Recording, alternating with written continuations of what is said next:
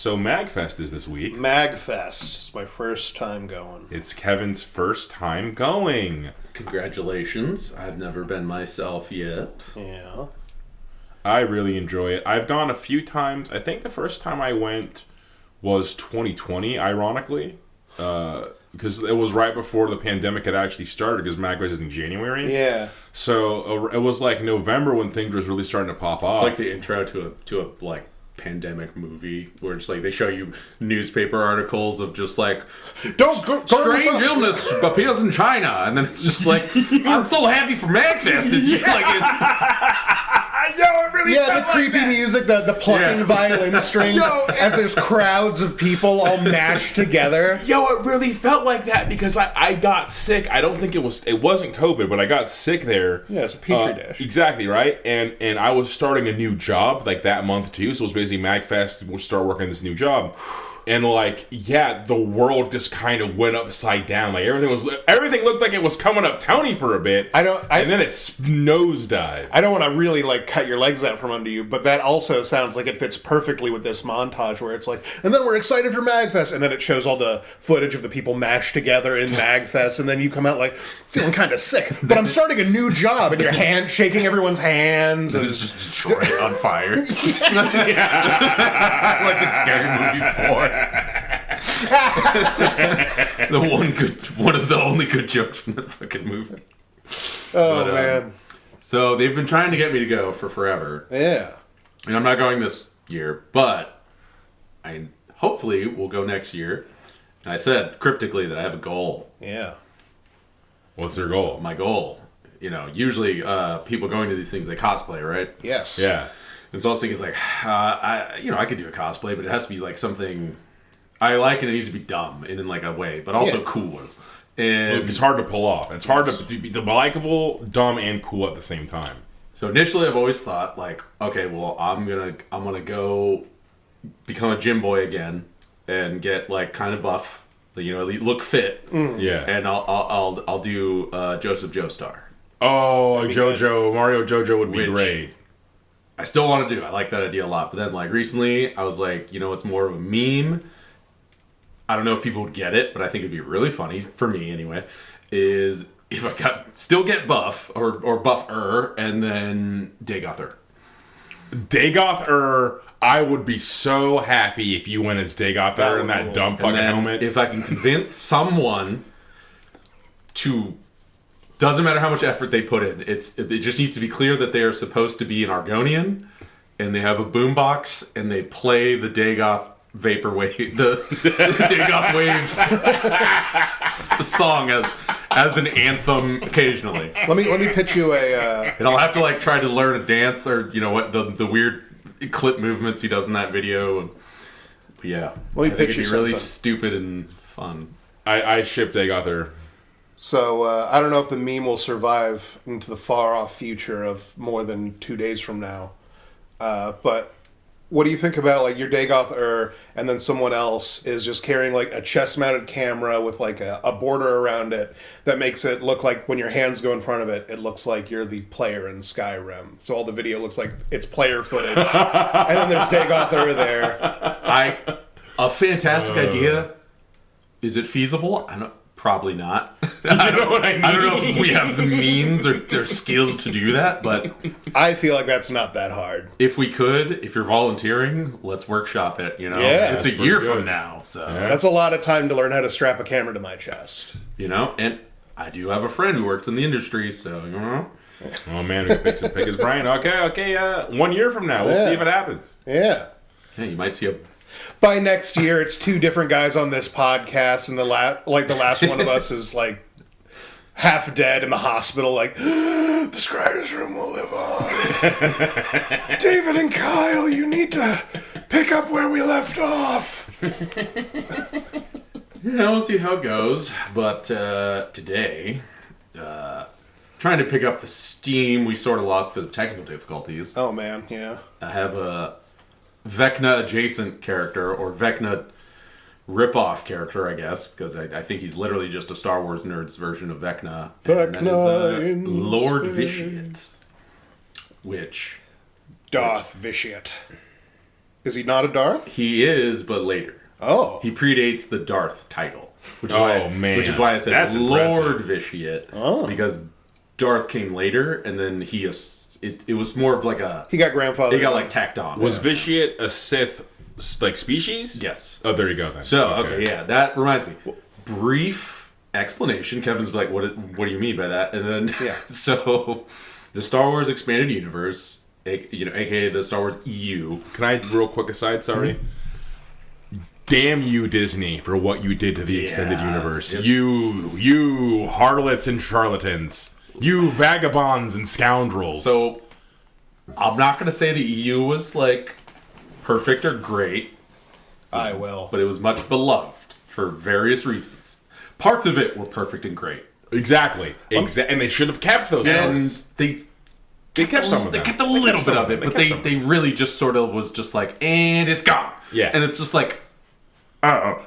Yeah, to everyone You can't else do goes this for to and me. shit. It's Yeah, like- it's like you just shit. It's like, I like the movies enough, but like what I really love about Star Wars was that. Like, Oh, that's a lot of people. just all the wacky, zany, and really cool bullshit that happened in the EU. And because it wasn't just, it was a decades-long thing. Like, since the movies took off, it was like, make books, baby! And then, of course they fucking did. They sold, and so it's the whole thing. Comics, video games, all that shit used to be wrapped up into the EU, and it was like the EU was Star Wars version of how tangled, like, 40k lore gets, basically. Yeah, accurate. And it's like like, Uzong Vong and shit like it that. is that Yeah. confusing. Like, there's so many different, like, disparate elements that, like, don't connect at all. But And authors not coordinating. Exactly. And so things And- are completely contradictory. But they brute force nailed it together, and it was fine. Like, it's just look at the parts that make you happy. Isn't that what Star Wars is all over? Just Yeah, it look really at the parts is. that make you happy. Yeah. Except for me, which And I then need to there's- know all of it. So.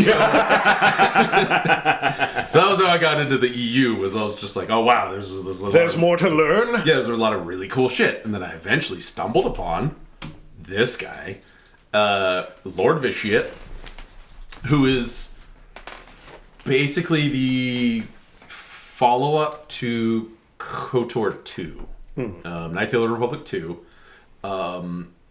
which left things really open-ended with its storyline. And because the planned third game, very similar to like a Fallout situation, it was like in the works, but then it just got shut down. So what the Knights of the Republic Online, the MMO was kind of their Fallout 3. It was like, because in Fallout, it was called the third game was originally called the Van Buren Project, and then they didn't end up making it, and it got bought by Bethesda, reworked. Sort of a similar situation. They took the core concepts that were planned, reworked it to fit an MMO, and then tried to expand the story from there. Which I think they did okay with. I don't know how it plays out via the game. I didn't play the game. Right. Can't speak as to whether or not playing it was a good way to experience that story. Yeah, but regardless of how it played, I think the story of Vitiate, of whether you think it makes sense or not, is really cool. And that's what matters. Really cool. That's Really cool is number one in this. That's all I need. And Vitiate is like considered, as far as Sith go in the timeline before the Disney acquisition, was probably either the only Sith to match Palpatine, Darth Sidious, in raw power / knowledge, or exceed him. Right. Because in the EU, Darth Sidious, aka Palpatine, is ridiculous. Same with Luke Skywalker. They're both just ramped up to like 1,000. They're Super Saiyans in the EU. Yeah, like the Sidious can summon 4 storms that like ravage entire star systems. And, Oh man, okay, what the fuck? which the explanation is why wasn't he doing that before? Is because it was a secret plot. He was infiltrating the government. You can't just be causing like natural disasters everywhere. That'll make them really suspicious looking for evil wizards. Which don't look too deep into it. Don't think about it too much. It doesn't hold up, but that's the explanation given. And when he makes his return, which is explained in the EU instead of Sidious's return, somehow Fortnite. No, in the EU, there is a Sith technique because there is, don't you know, Sith sorcery, which is, again, very similar to, I don't know which chicken or the egg situation, very similar to Warhammer sorcery in that, like, you're still just doing the thing, but in a different way. So it's like... An evil way. It's still forced shenanigans, but, like, somehow there's, like, a magical element to it that you can... If you do a ritualistic thingy, it does an X thing happens. An evil thing. Exactly. Sith sorcery. It's very secretive. Like, yeah. So, that's like a whole thing. And where Vitiate comes in is so, also in the EU, way back. So, Knights of the Old Republic, for example, the games take place roughly 4,000 years before the events of the original trilogy. Right, give them some breathing room. And hence the Old Republic. Vitiate is roughly 1,000 years before that. Okay, so... And this is, air quotes, the ancient days, which is like... 5,000 It's really, like, hard to think about in Star Wars terms, because it's like, they talk about, like, the old empires, and they were starfaring civilizations. It's just like... What do you mean? Yeah. 5,000 years ago, Coruscant was merely a class 3 civilization. So barely able to leave their star system and kill people with laser swords. It's wacky when you really try to think about it, but basically the takeaway all you need is that in the ancient Sith Empire / the, like, even ancienter Old Republic, like, there was more secret knowledge available. Yeah. So, for example, the Sith aren't bound by the rule of 2, which is a thing in the... Yeah, the rule of 2 is someone else established That happens way later down the line. In the Old Republic, there's a shit ton of Sith, and they're fucking shit up. It's fucking nasty. Like, the Sith... also, why I had to bring this up is because they were a species, not just an ideology. Yeah, the Sith Empire was a species that, like, basically manifests destiny to a whole bunch of other species, and then they... And then Chief Palpatine is their final member. So, yeah, pretty much. much. Talk about fucking cultural appropriation by white people. Yup. There it is. Which, hilariously... The Great Replacement Theory! No. The Great Replacement Theory! Don't do that. That sentiment is reflected by everyone who talked to the Force Ghost of an ancient Sith Lord. Fuck that Palpatine guy, like, he's a maverick. Really? Yeah, like, wow. he's not doing, like... He's not doing any of the things. He's not doing evil correctly. It takes a lot... He's being snobbish about your ability. He spends all of his time in these massive meetings with all of his contractors to build death lasers, and virtually none of his time gutting Sleelark lizards in a cave, which you're supposed to do to please the Dark Ones. So it's sort of a meme explanation, but it's fucking true, is that they're mad at him that he shifted, he and Darth Plagueis, I should say, shifted the, like, main Sith mentality of, like, conquer, ambition, and, like, consolidation powers, to, like, it's like the logical conclusion of the rule of 2, where it's just, like, Sith need to just not be in the open whatsoever. We are secretive, we are in the shadows, and we are now capitalists. There it is. They focused on business acquisitions and then political power. And it was just like, they went from this feudalism shit doesn't work. We just keep fighting each other.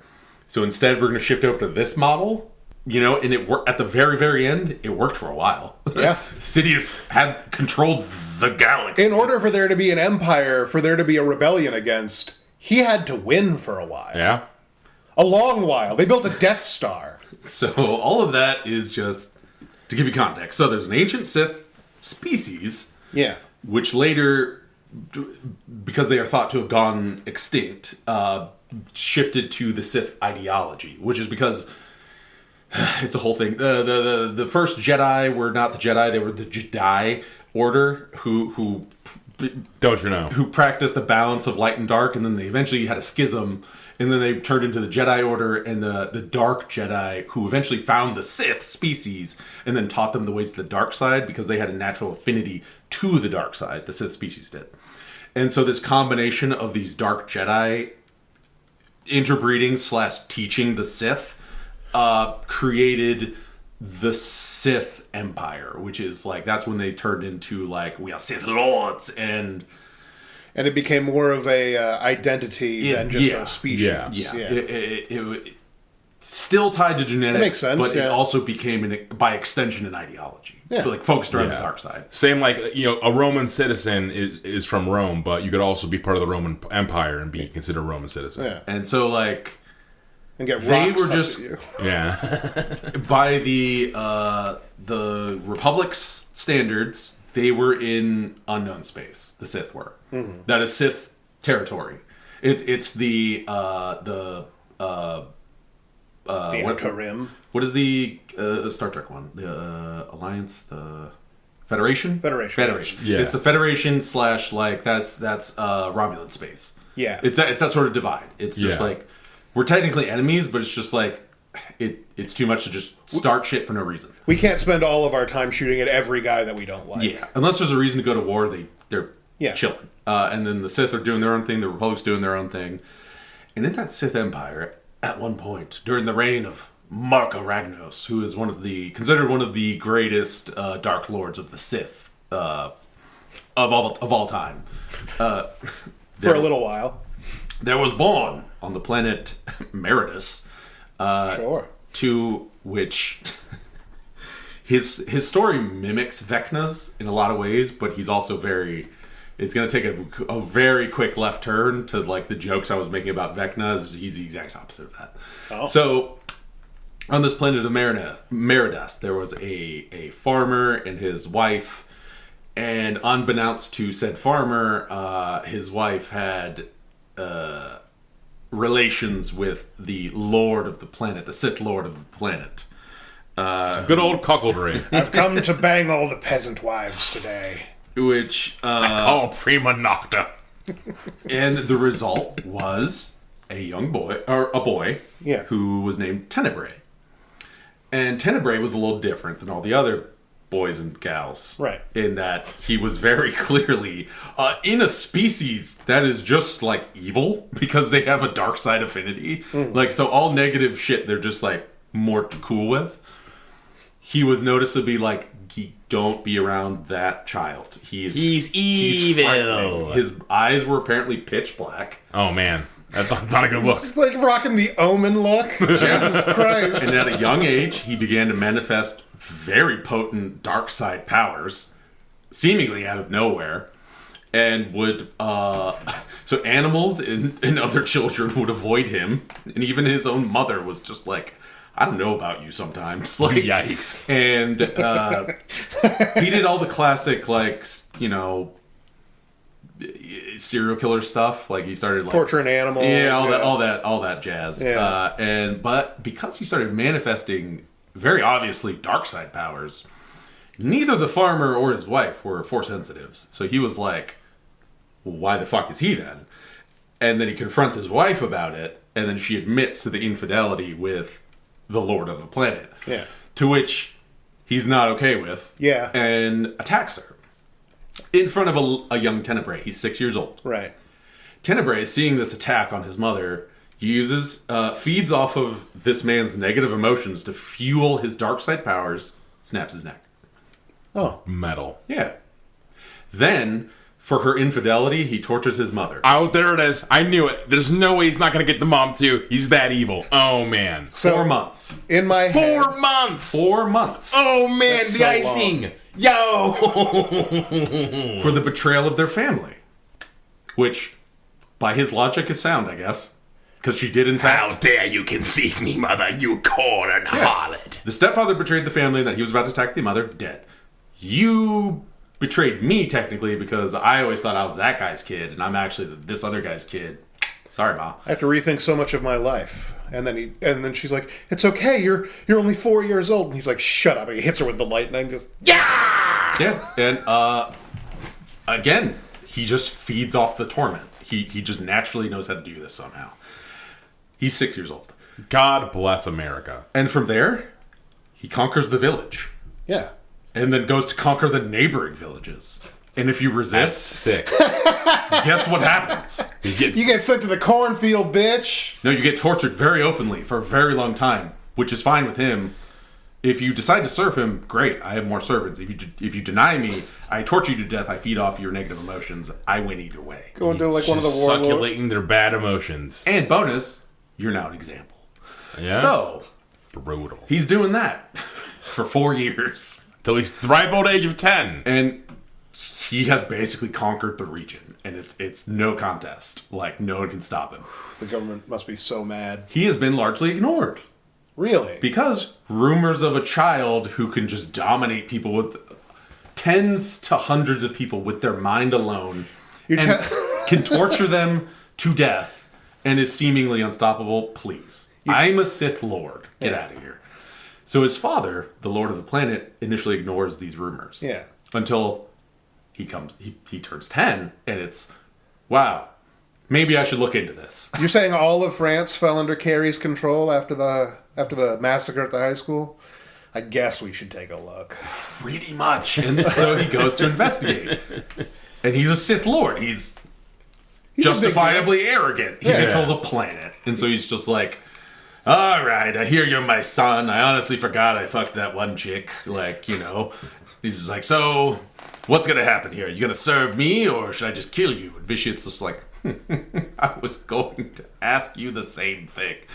And tortures him into insanity and severs his connection to the Force. Oh, baby. Doing it in such a fashion to long enough and potent enough and traumatic enough to reinforce in his father's mind that, like, you were never in control here. I was. Yeah. I just hadn't walked my way to that side of the country yet. So he breaks him entirely in mind, spirit, and body, and then kills him.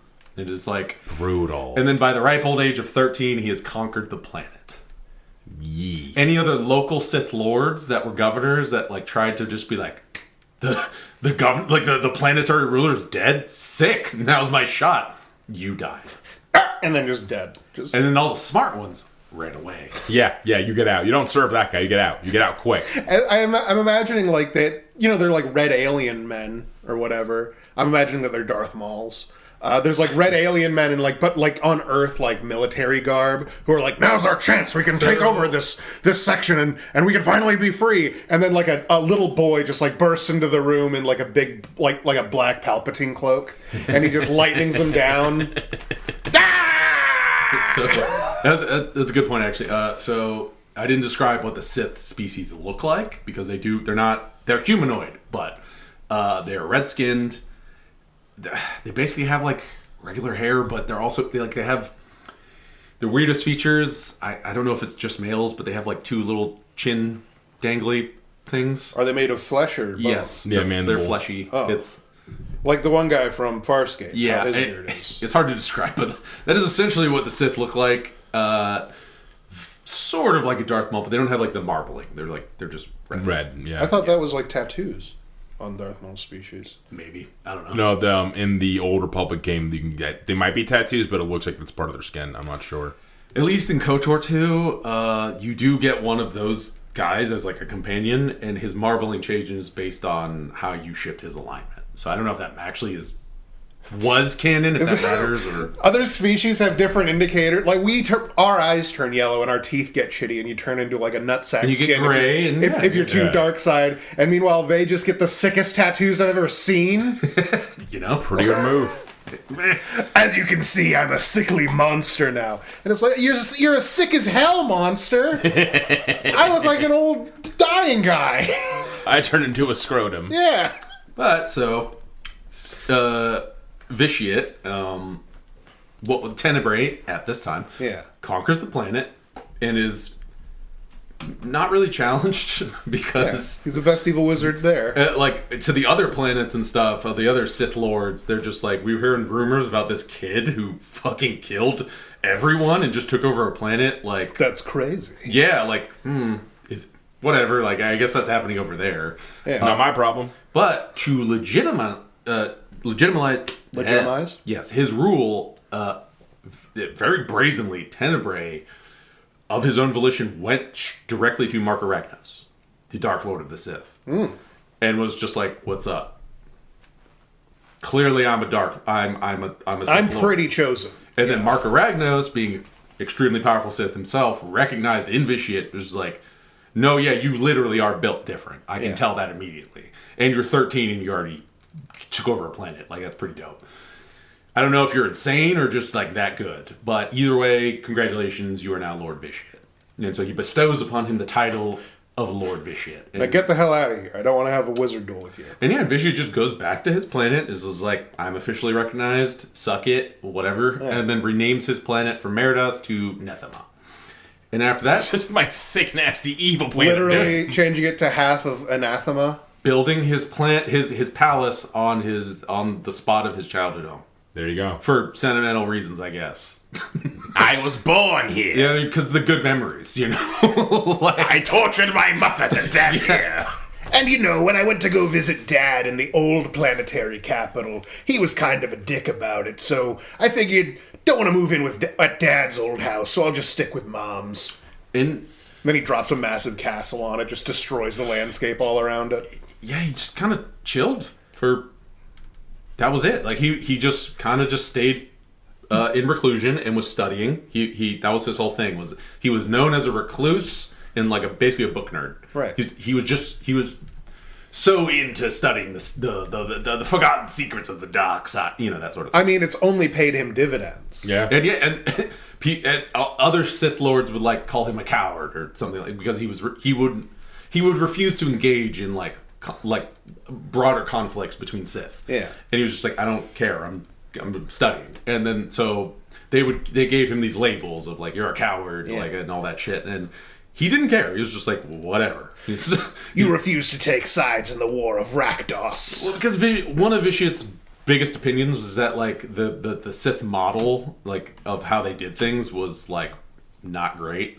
And one of them being like how impulsive and rash they were. And so his whole thing was just like, no. Like, I'll still do everything as or more evil, but I'll do it with patience.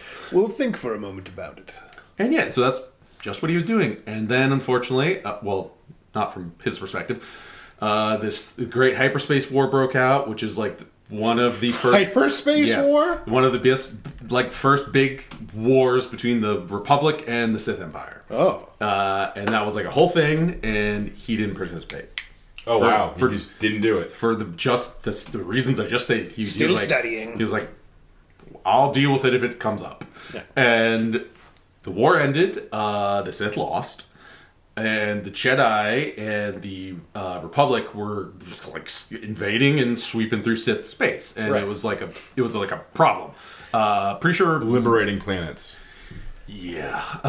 Which... They did have a pretty good argument for it when they could point out, like, not only mystically are they evil, but literally, culturally, they're like powered by evil. Like, it's... Yeah, get them out of here. That's in all their books. They're like, yes, of course, you have to throw the babies on the rocks. It's a matter of opinions. But, so that, as that war was playing out, instead of participating, Vitiate was instead sending out broadcasts of just like, the Jedi will destroy us all. They're out to destroy our culture, our way of life. He was stoking panic. Right. Sounds about right. Instead of helping, he was just like, you're going to die. Not me, though. Pretty powerful. All in the effort to get them scared enough so that he could then, once everything was lost, it was guaranteed that they were pretty much going to lose. Yeah. He'd just be like, I have a solution. By the way, you all called me a big nerd, but my studying has paid off. I found out a ritual. It'll save us all. I need you all to come to my planet. Don't listen to him. Don't listen to him and his big bad We're ritual. all evil here.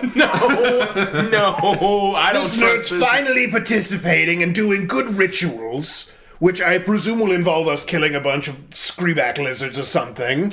And, it'll be fine. So, 8,000 Sith Lords arrived on Nethema, and Vitiate immediately dominated all of their minds. There you go. Yep. There you fucking go. To force them to participate in his dark side ritual, which he had uncovered through his research, that took apparently 10 days to fulfill, to cast, and then once fulfilled, he ate the planet and everything on it. There you go. There you fucking go. And stripped them of their life essence and their connection to the Force.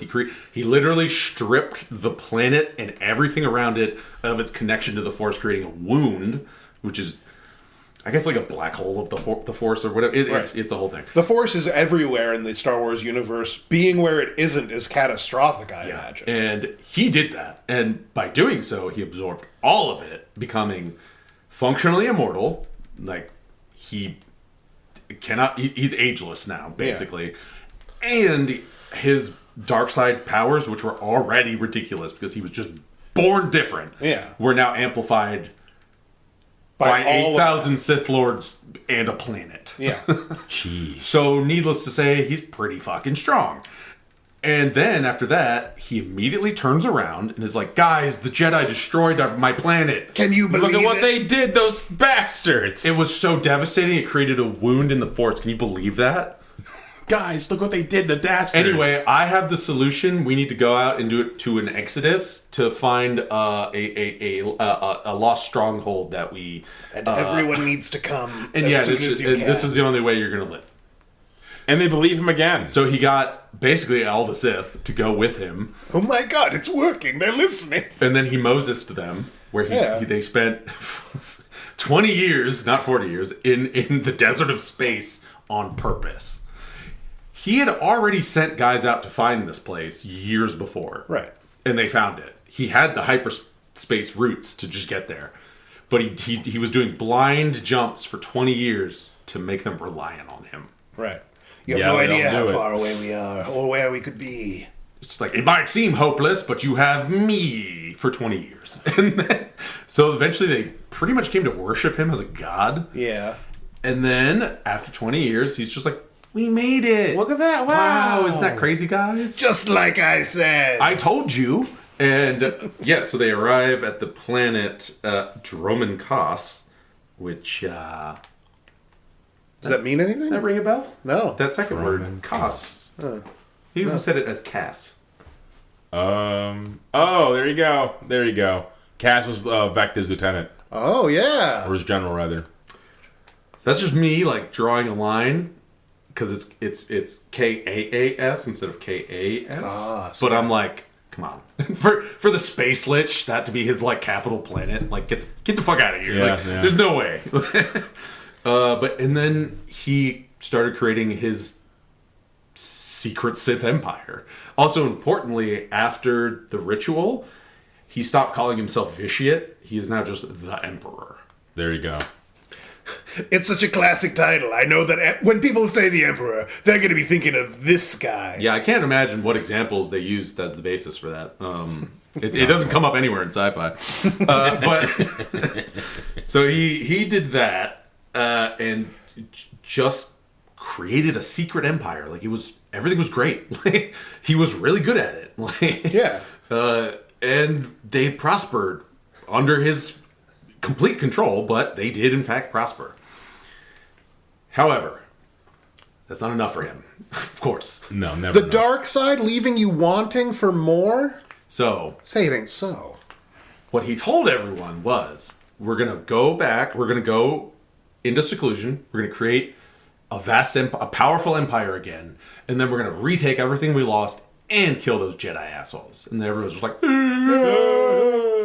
and then centuries pass, and that starts to fade from the public consciousness. Right. As he also fades from public view. Right. Because he's still doing dark side research and whatever.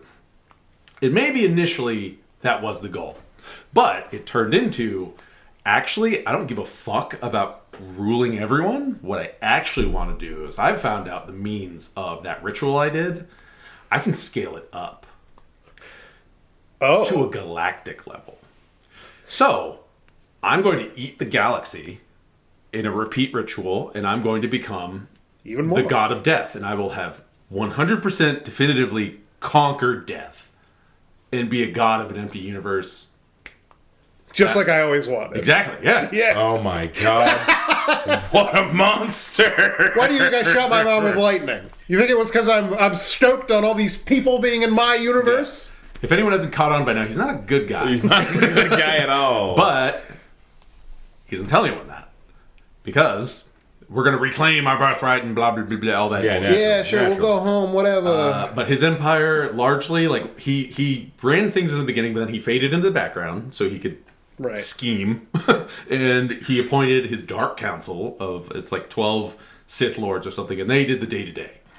They ran things because he couldn't be bothered with that shit. And additionally, so a thing in the EU that many Sith can do, it's like a secret, air quotes, technique, but all the ones that matter learn how to do it, is called essence transfer, which is basically you learn how to take your life force and put it in a different body. Right, you can hop souls. Whether that's like you possess someone or you go the Sidious route, which I think the shitty Blast movie kind of did, but implied it. In the story they did very poorly that was based off the EU, the Dark Empire, I believe it's called. Sidious survived because he had made a fuck ton of clone bodies because he's a wizard. Of course he fucking did. And he could do essence transfer, and if you essence transfer into a clone body of your own, obviously it works really good. Yeah. That's how Sidious did it. Vitiate, on the other hand, had a different approach to it, whereas I have my prime body, which is ageless and not indestructible, but damn near. Right. I'm going to tuck this away somewhere safe. This is my phylactery. I've also only got like 3% body fat, and I've really got it looking the way I like. We're going to entomb that for a little while. So he just seals his original body away, like protected in a secret location he didn't tell anyone about. Yeah. And what he does is he established it. They're called his hands, which are host bodies. So he just hops between them. He can puppeteer multiple simultaneously. Yeah, he's that good. He's that much of a G. So by the end, the only interaction his empire was actually getting with him was through his hands, which are just mouthpieces, basically. Yeah. But importantly, he can control more than one. And again, he's not satisfied with, I mean, this empire is great and all, but what if I had two? And I didn't tell this one about it. Yeah. And I just did that somewhere else. So he does that. So okay, that explains, because one of the only things I know about this guy is that in the Old Republic, one of the expansions, he's like the leader of one of the factions, and that's one of the things that they show is that the faction he's leading is attacking the Sith, like they're fucking them up, and I always in my mind was like, what? So did he go rogue or something? What's going on with that? No, he's just playing both sides. Yeah. What a jackass! He's doing it for the plot. He's doing it for the love of the game, dude. What a piece of shit. He's immortal. He thinks long term. Oh, the longest of cons. So, a lot of the times when he does something like that, it's because he's become aware of, like, lost secrets or, like, technology that's forgotten to time or whatever. Yeah. And so, in this instance, the secret empire is because he became aware of this fleet of ships that are automated by, like, an AI, basically, and are, like, basically unstoppable. And they were hidden underneath this planet called Zarkul. And so he's just like, okay, man, it's Monday, I'm free. And he sends out a hand there, and uncovers that, and then they are, like, a primitive society on that planet. Like, there's people there. Right. But they're, like, Unga Bunga savages. And he's just like, I can work with this. So he turns one of their people into one of his hands. And that is Valkorion, who is the guy who's in all those trailers that you're probably familiar with. The like, Dos Equis, like, most interesting man in the world, but he's Star Wars. Like, that's that guy. Yeah, that's what he looks I have no idea. He looks like the Dos Equis guy commercial. He really does. He really does. With Sith eyes and just, and, like, are they Grey Order or and something? Like future armor. And no, so he getting that fleet of ships, which is called the Eternal Fleet. He's like, sick. That's a good theme. So he creates the Eternal Empire. There it is. Okay. With Valkorion, his now host in that planet, taking the role of, instead of like a Sith Lord, as like a savior king who led his people into. I want to try out this playthrough. Literally that. He was just like, I've only played a certain angle so far. What happens if I do it differently? Like, what happens to an empire if I do that? Valkorion, and then Valkorion was very charismatic, very like he was like the savior king who was going to lead his people into enlightenment, which he did in fact do in a sense. And then It's like Just grinding all the miscellaneous skill trees within here. the span of like my reading of it was like like a century or centuries. He turned them into like a technological like fucking powerhouse of an empire, which was powered by the Eternal Fleet, which is like I don't know the origins of that, like where that came from. It's one of the Star Wars. From an ancient Star Wars has a lot of that of like lost technology from civilizations that existed however long ago, but all that's taking place simultaneously while he's running his Sith Empire. And then it comes time to... Everything's been set in motion, I think, pretty well. I've got my redundancy empire, just in case. God bless. Just in case. Let's start testing the waters on the Republic. But I'm the Emperor. I'm Vitiate. I'm so much of a fucking asshole. I'm not going to just directly attack them myself. I'm going to weaken them up a little bit first by making them fight each other. Naturally. Yeah. So he sends a Sith emissary to Mandalore the Ultimate, who was A cocky motherfucker with that name. the title of Mandalore is given to the current leader of the Mandalorian people. Yeah. And based on where you are in the timeline, Mandalorians are a little different. Like, I'm sure basically everyone knows what a Mandalorian is. But the contemporary idea of Mandalorian, like from Mando, like the Mandalorian, the show, is very different from like Mandalorian back in KOTOR days. Thousands of years ago. Because kind of like the Sith, they were a species. They acted a certain way, and then eventually it kind of morphed into an ideology. And that became like the mercenary thing. Right. Yeah. And that's where it's like Mando's a foundling. Yeah. He wasn't born a Mandalorian. It was just like, but way back in the day, you were just born a Mandalorian. They were still notorious mercenaries and were known as like, you don't fuck with those guys unless you want to get fucked up. Yeah. But there was peace. Like the Republic let them do they were their own like sovereign thing. They The used to have Mandalorian organic clans- backpacks of jetpacks and missiles that just grew out of their God, spines. no. That would be the Yuzong Vong, which Oh, no. I'm not going Yeah, to get into. that's an actual thing. But he sent an emissary to Mandalore the Ultimate, the current Mandalore, to basically just be like, come on. Buddy, guy. What's this Republic shit, am I right? You're the Mandalore. You can take You him. should be in charge. Oh, no. And being a Sith trained, a purebred Sith, trained by the Emperor, he was real good at mind shenanigans. Yeah, they'll do it. And so he basically just took his time and manipulated Mandalore into like, you should start a war. You should start a war. And then he, don't you know, started a war. There you go. Let's do it. And that is the Mandalorian Wars in the Old Republic, which is like right before the events of KOTOR 1 and 2. Like that just happened. Like that was like, The Mandalorians got all pissed off and started fighting everybody. yeah, that was like years to decades, like a couple decades ago. Okay. And that's where, like, so the events of KOTOR 1 take place pretty much immediately after that. But the context for that is during the Mandalorian Wars, the Jedi were very hesitant to, like, commit forces to that because it was Jedi reasons. I don't know. But many Jedi Knights did not agree with them and wanted to go to war. Like, they were just like, this is fucked up. This is an unprovoked attack. Yeah. Like, we should go out and protect people. It was a huge, like, ethical problem for them. Lightsabers are cooler than blasters. Got 'em. You know? But eventually, a young Jedi Knight by the name of Revan, Oh, baby. prodigy of the Jedi Order, Oh, baby. I know that name. and his best friend Malik decided to rebel. And then they led a similar-minded group of Jedi to go and fight in the Mandalorians. And Revan was instrumental in the Republic's win because he was considered for the time to be the Republic's / Jedi's like greatest strategic military mind. Like he was brilliant in that regard. Like he was the strategist.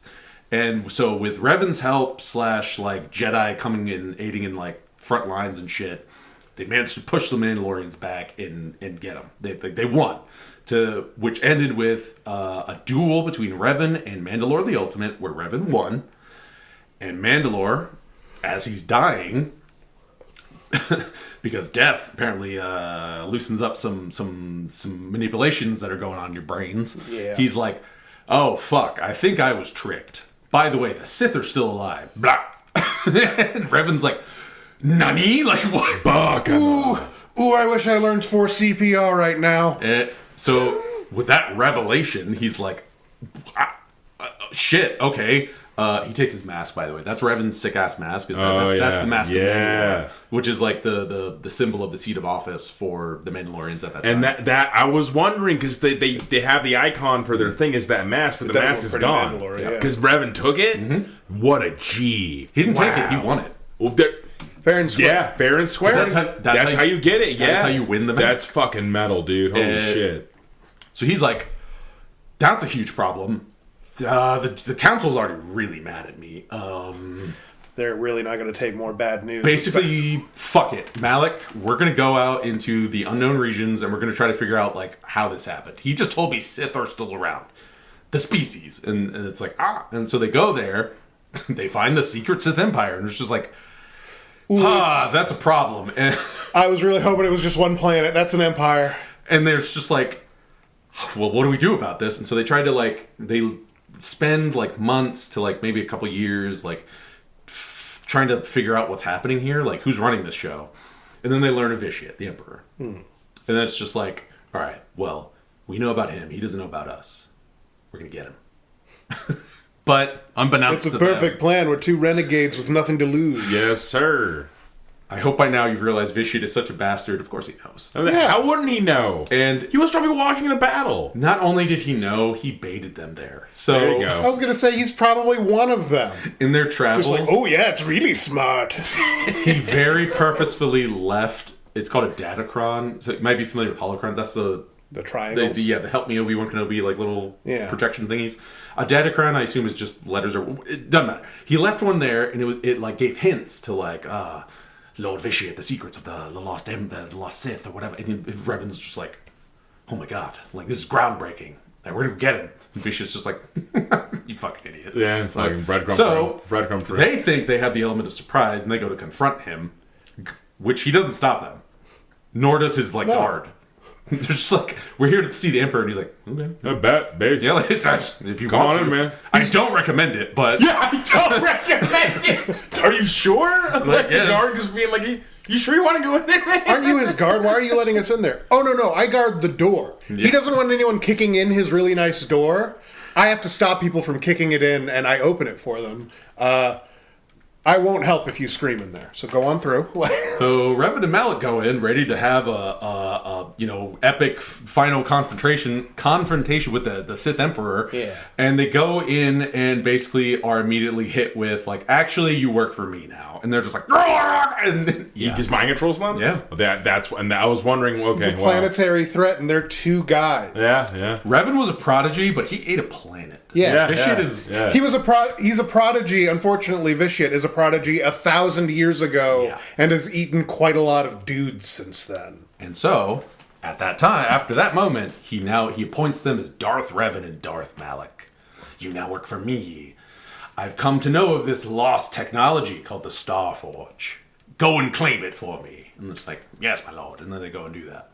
The Star Forge is the plot of the first KOTOR game, basically. Okay. It's fueling the then Sith threat, which was originally ruled by Revan, and then after he was betrayed by Malik, and the Republic couldn't figure out where they're getting all these fucking ships from. They're pumping out ships like it's candy, and it's just like it shouldn't be possible. Yeah. And that was as a result of the Star Forge, which is the technology of a old dark side race called the Verkada. It's a whole thing, but it's a dark side space station that is like sucking up plasma from a star. Shit! Man. And is also fueled by the dark side, and double metal, and in turn amplifies dark side energies. So Revan and Malik, they find it, and they're still dominated by the Emperor. But then they show up, and because nobody understood what the Star Forge truly was.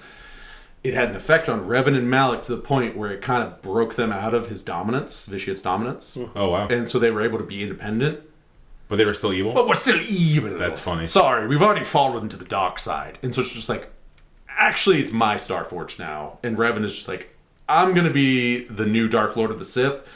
I'm going to take over the Republic. We're going to fix up this mess, and then we're gonna go kick that guy's ass for what he did. Because he's a dick, and he made me like this. But I'm cool with it now, but not the way I've come to accept it, but I'm still salty. Yeah, pretty much. And so that's the events of KOTOR 1, where that whole thing goes down.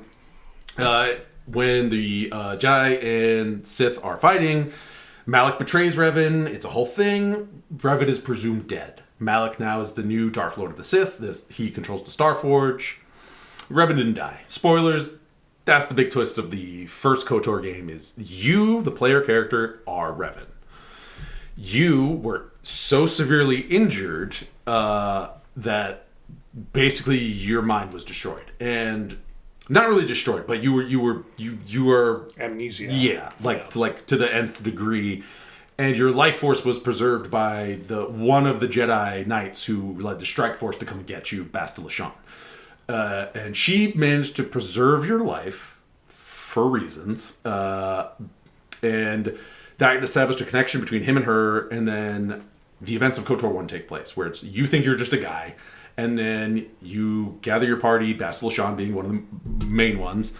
You learn how to be a Jedi again, and they're just like, oh wow, you're really good at this. That's crazy. You've learned in like 2 weeks what people take like 10 years to learn. I love it, dude. Suspiciously fast, one might say. Yeah, and then you're just like, wow, this is cool. I love being a Jedi. And then you go and confront Malak for the first time, and he's just like talking mad shit and saying stuff that you're just like, what do you mean by that? And he's just like, oh, and it's the big twist of the game where he's just like, oh, you don't know. He's like, wow, that's like sad. I knew I got you. I didn't know I got you like that. He's like, look, as your former best friend who betrayed you and loved it, like the Jedi betrayed you too. Like they gave you all those memories you have. Those aren't real. Like they put that in your brain. They changed you into something else because you were a really valuable asset.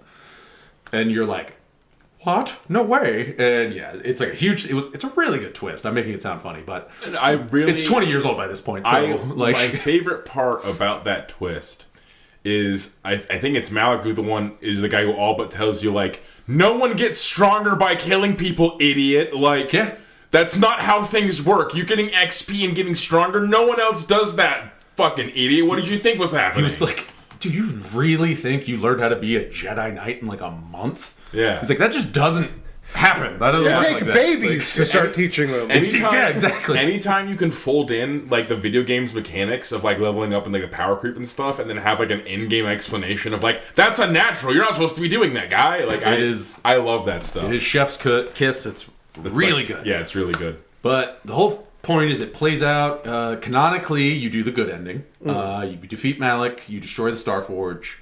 But also canonically, or what was previously canonical, is that Revan, then, I now remember more of what happened to me. Like, my memory's been fucked with so many different times. Like, and so at this People point... keep brainwashing me. Yeah, he starts to actually remember, like, what really happened when he and Malak went into unknown space and found the secret Sith Empire and confronted their Emperor.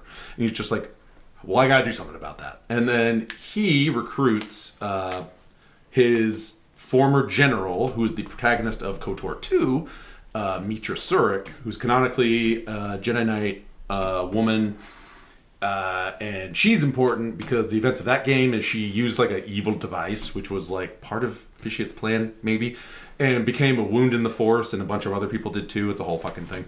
But yada, yada, yada. At the end, she meets back up with Revan, and they're just like, sick, power squad, let's go get him. And they try to do that, and then they like team up with a guy because Revan had been like imprisoned for a good amount of time because he initially tried to go do it by himself, and it didn't go well. He went renegade again and failed again. And the Emperor just imprisoned him, and it was just like, you're actually like a real problem, but you're also, one, really strong in the Force, and two, you know a lot of shit about like the Republic, and you're really good at military tactics. I'm just gonna put you in like suspended animation and use you like a battery. And so he did that for quite a while. A greener energy source than eating a whole planet at once. But it's like part of Revan's imprisonment is that like eventually some other Sith Lords from like the Council / Lord Scourge, who's, I just love that name, and another one teamed up, and they found out Revan's being held And then they tried to they also found out, those two, that they started, investigating the Emperor's past and found out about Nethema.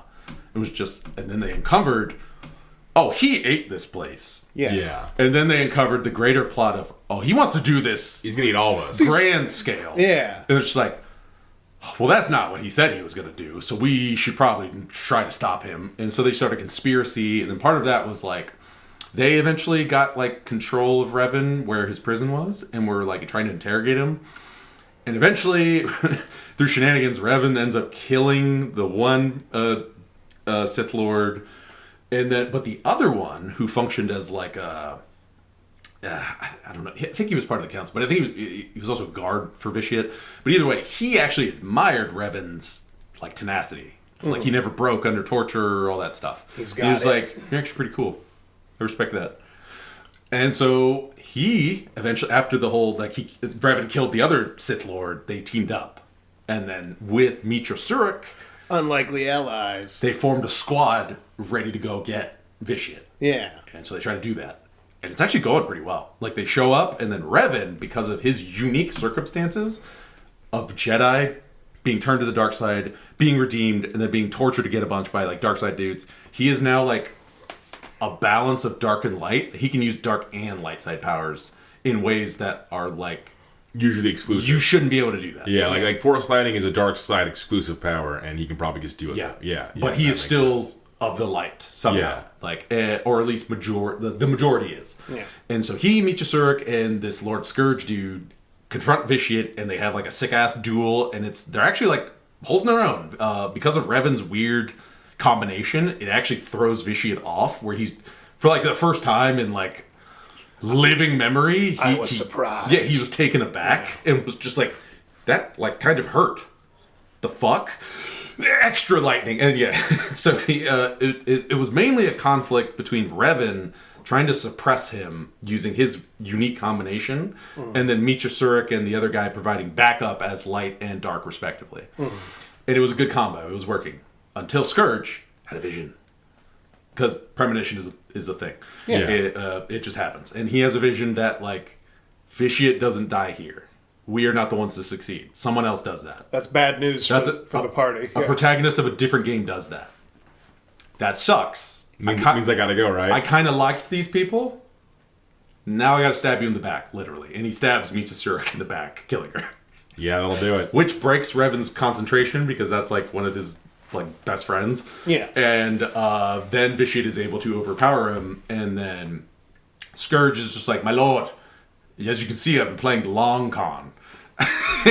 That was what I'm going to call psych, my lord. And Vitiate, being a bastard himself, is just okay, prove it, kill him, kill Revan right now, and he goes to do it. Okay, yeah, he will, because he's just I saw the future thing. We don't do it. Yeah, sorry, baby. I really did like you, but sorry. And then he's about to kill him, and he only stops at the last second because Vitiate tells him to. He's all right, yeah. I believe you. How'd this happen? He's well, your council betrayed you. He's lightning! And it kills all of them except Scourge and promotes him. Great job, Scourge. You sold them all out. And then Revan gets fact-checking. Put back in his box and is now a battery. Back in the freezer. But this had the unintentional effect of Revan, with his unique blend of force powers / corrupt. He has a connection to the Emperor because of just the shit that's happened between them. He dominated his mind, all that. He's able to exploit this connection extremely subtly to influence Vitiate so that he slows down. He can't stop him. Right. But he slows him down. So, in effect, Revan managed to stop Vitiate's invasion plan of the Republic by a few centuries, which was very good for the Republic. Yeah, they needed to recover from the Mandalorian War. Because they just fought the Mandalorian Wars. Then the Sith came back again and was just what the fuck? So they needed time to recover. Revan gave them that without Vitiate ever knowing. Yeah. The most powerful living force being at the time. Yeah. And so that whole thing happened, but he could only slow him down. Eventually, he did invade. Yeah. And it was a whole fucking thing. And they kind of just steamrolled. Yeah. Because, number one, the Republic had no idea. And two, he had access to basically secret hyperspace routes that the Republic weren't aware of. I found them while I was taking that 20 years just zapping around randomly. So they did a galactic ambush, basically. So they popped into so many different star systems simultaneously, and were able to just sweep initially. And if I recall correctly, that's the opening cinematic of Old Republic, the MMO, is that the Sith just basically just yeet into place. That is the Eternal Empire. Oh. That's his redundancy empire. Wait, no. Okay, yeah. The Sith Empire... So, one of them, though, that is the Sith Empire is Darth Malgus, the guy with the breather? Yeah, he invades the Jedi Temple. Yeah, the original. That one, yes. He is part of the Sith Empire. That's what I'm talking about, yeah. But the ones with, like, Valkorian and all that, that's the... Yeah, those are the other... Empire. Yeah, I figured that. But, yeah, Malgus is a big one for that, like, time period. But pretty much the Sith swept and were doing really well. The Republic managed to put up a fight. Mostly in part to the time Revan gave them. But they were losing. It was obvious. And at the moment of, like, total defeat, for some reason, Vitiate stopped. Revan pulled through again. Because of his influence, and because of Vitiate's actual mindset, he doesn't actually care about conquering anything. It's all about, I just need the conditions to be correct so for me to do my ritual, and I can eat all of you. I don't actually want to rule any of you. Yeah. And so Revan exploited all of that to make it, to basically ramped up his caution and paranoia to be like, just do an armistice. It's fine. You can. That's not even the point. Yeah, it's like if you need to conquer them, you can just do that. I'm like, but just call it off. Continue researching. So he did that, and no one knew why. The Republic and the Sith were just like, what? What do you mean by that? Yeah, like what? The Republic being like, I mean, if you want to, hey, but cool. We weren't struggling or anything, and then the Sith are just like, they're about to. We got them. Like, what do you mean? And so that created like a lot of turmoil, and they entered into like a Cold War period, pretty much, and it was like a whole extended thing, and that is my understanding of where the MMO begins. Okay, you are now the protagonist that Scourge saw in his vision. And it is now your duty to go and defeat the Emperor. Oh, fun. And so you play through that whole storyline. At the end, you are aided by many of the characters I just talked about. Some of them as like Force Ghosts and whatever. Yeah. All of them necessary for you to be able to combat the Emperor, who is a space lich. Which is like a big deal. But you get his ass, you think. You kill him. Yeah. But as we've discussed, he puppeteers multiple hosts at the same time. That wasn't even his real body. So the Sith Empire, that got defeated. Like, they did it. The Republic won that one. Yeah. And Vitiate was just like, this is bullshit. You know what? Fuck Sith. All that shit. Over here. I'm doing this thing now. And that's the Eternal Empire. He just fully invests into the Eternal Empire as Valkorian and is like, Revan...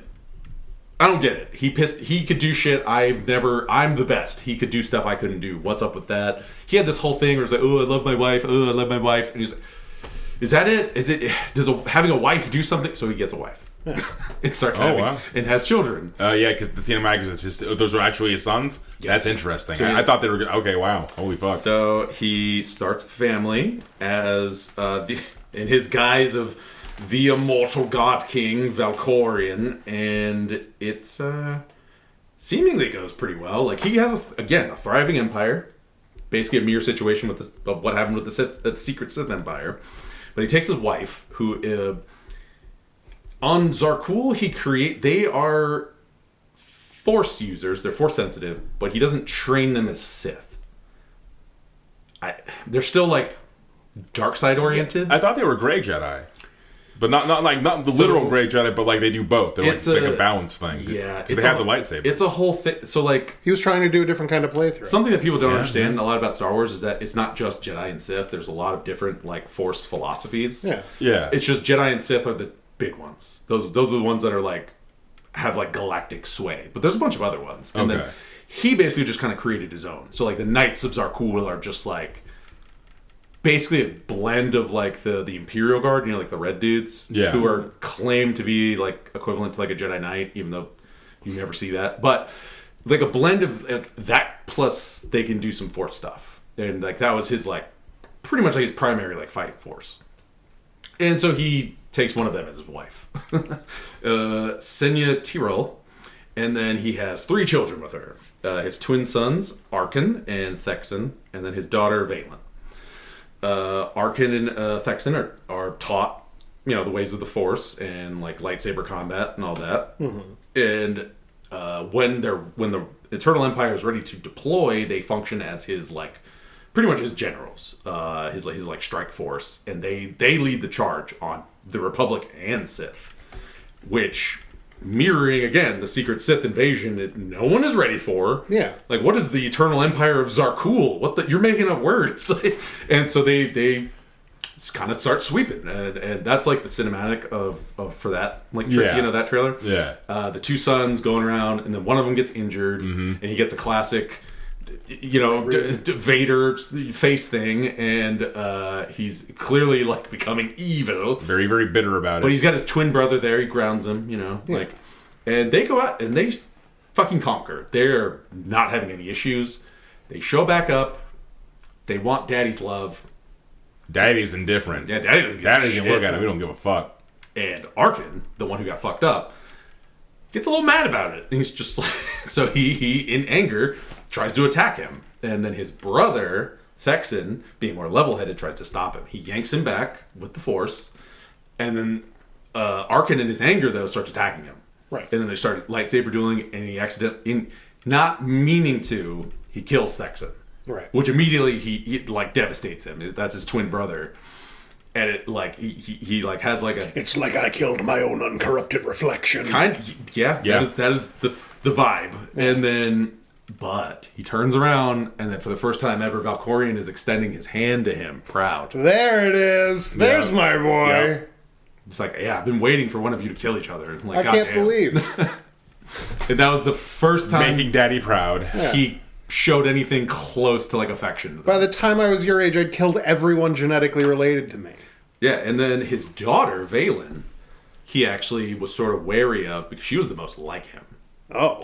And that she was exceptionally strong in the Force from basically since birth. Uh-huh.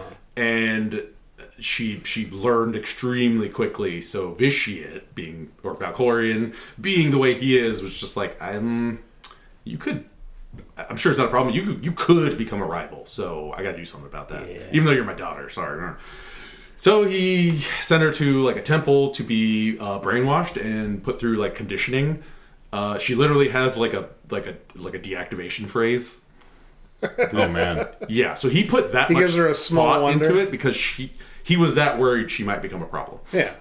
But she's not a problem until down the line where that whole thing happens, and then that's the extended storyline of the MMO is you thought you defeated Vitiate. That was just an incarnation. Now he shifted over here, and he has a redundancy empire, don't you know? And we have to deal with that now. And it's fuck, okay, sure. So you do that, and then it plays out where in the very end, when you're confronting them, Arkan turns on his ass and stabs him. Kills Valkorion. Oh, yeah. And Valkorion's just on the one hand, I'm very proud of you. it's it's just, I've never felt such pride in someone else. But on the other, he doesn't do anything for how pissed I am right now. But luckily, he's really good at that whole essence transfer thing. And so he goes into the player character. Oh, fuck. And hides out there for a while. And starts to play your ass in the role of, occasional helpful mentor. I was evil. It doesn't mean I can't help you in the situation you're in right now. Right? Guy. And I still have a PhD from Georgetown. Basically, it plays out to that. Isn't that the premise of Jujutsu Kaisen? Is the guy possessing him is I'm not evil, I'm just your buddy, guy. Until the second he's gets a chance and he possesses him. Pretty much. Yeah. And he is a completely heartless evil dickhead similarly, where it's there's no chance that he's gonna turn around like Naruto and be no, we're bros now. I'm friends with the QB. That is, in fact, Vitiate's plan. Yeah. Naturally. He is manipulating you to fight to the heart of the Eternal Empire, where the Eternal Throne is, which controls the Eternal Fleet. Don't you know? And keeps it on brand. Currently, Arkan is in control of that, so you have to go confront him. And that's Vitiate's plan. It's I just gotta get close enough I dominate him, and then I put myself back on the throne. Everything's good. Yeah. And so you try to, he tries to do that, but the whole thing, you know, it's the final boss encounter, and so you have a battle in like your mindscape, and people have to like show up to help you and shit, like Force Ghosts of like Magi and Revan and stuff. That's fun to have a battle with you know, the aspect of the Emperor Vitiate, and you win, you beat him. Yeah. Ha ha! The Eternal Empire is defeated. But is Vitiate? Because he is a bastard. Mm-hmm. And no, he's not. Because he had a redundancy for this, because of fucking course he did.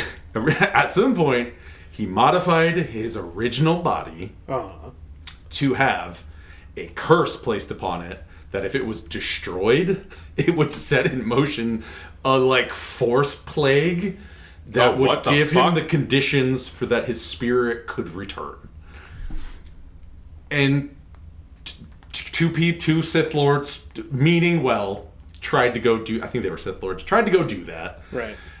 And destroyed his body, because, like, of course, you got to destroy the Lich's phylactery. And it's just like, actually, curse! And I'm back. And oh, man. There is one final confrontation with him, where all three of his core aspects manifest. Tenebrae, Vitiate, and Valkorion.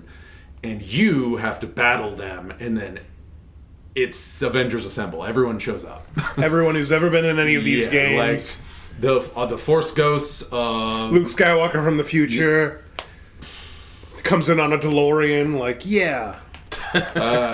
No. I was about to say that happened, but no, I'm thinking of a different EU villain. My goodness. Okay. That does happen, though. People have sent Force Ghosts from the future to do... Anyway. Star Wars is silly. It is. That's why Qui-Gon didn't bother talking to Obi-Wan until like way later. Don't worry about it. He was busy doing time travel shenanigans. The EU's crazy. So he manages to do that, and then it's like Magi Force goes, Revan's Force goes, blah blah blah. His family's Force goes / the ones who are still alive. Arcane is still alive. His mother, who realized Vitiate was just like, hey, maybe our children shouldn't be like murderers and like super evil. He's like, you're worrying too much. At the very least, we shouldn't be encouraging their fratricide. So yeah, pretty early on when she realizes that like he's corrupting, he's always been corrupted, and she got tricked, and he is now corrupting their children. She turns on him and goes rogue. Tries to save her children, who currently is Arcane and Valen. Yeah. Valen is too far gone. She tries to save her. That's actually a trailer. It's pretty cool. She tries to confront Valen and bring her back, but she's just evil now. Sorry. And then she then basically saves Arcane at one point.